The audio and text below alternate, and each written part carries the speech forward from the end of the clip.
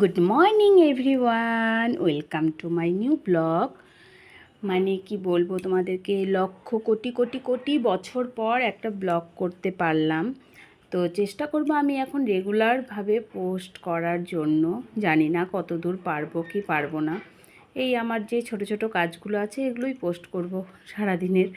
যাই হোক, আমি সবসময় এটা ভাবি যে আমি বারবার ভাবি যে আমি পোস্ট করব, রেগুলার বেসে পোস্ট করব, কিন্তু আমি পারি না। যাই হোক, দেখি এবার পারি কি না। তো আমি সকাল সকাল সব কাজটা শেষ করে চলে গেলাম মামা বাড়ি গেলাম, কারণ মামা বাড়িতে ছিল মায়ের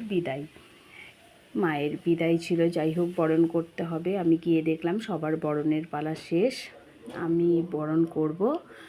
তো আমি গিয়ে বরণটা করে নিলাম মাকে। তারপরে এখানে মামি আর আমি সিঁদুর খেলছিলাম, কারণ কেউ আর ছিল না, মামি আর আমিই ছিলাম।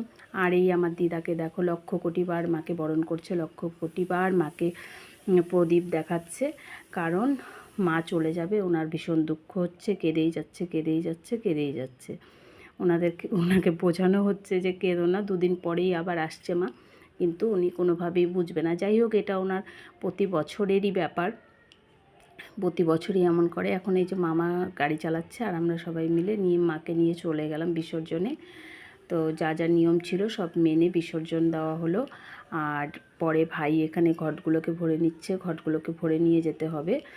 তারপর গিয়ে আমরা বিসর্জনের প্রসাদও নিয়ে নিলাম, নিয়ে চলে এলাম বাড়িতে এসেই বিকালে একটা স্ন্যাক্স বানিয়ে নিলাম। তারপর বোন আসছিলো বলে আবার মোমো নিয়ে এসেছিলো। মোমো টোমো খেয়ে রাতে একটা সুন্দর ডিনার করলাম। আমি কিন্তু বানিয়েছি, কেমন হয়েছে অবশ্যই কমেন্ট করে জানিও। টাটা সবাইকে।